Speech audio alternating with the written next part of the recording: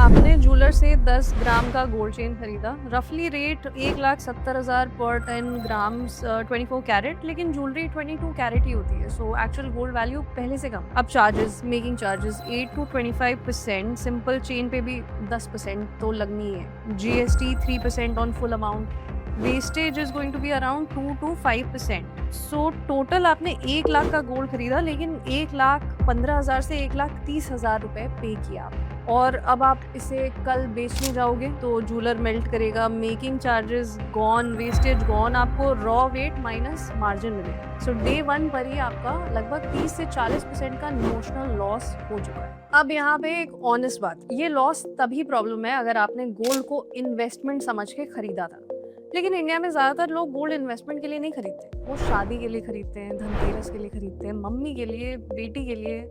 Making charges उस emotional value की price है, वो लॉस नहीं है, वो प्रीमियम है।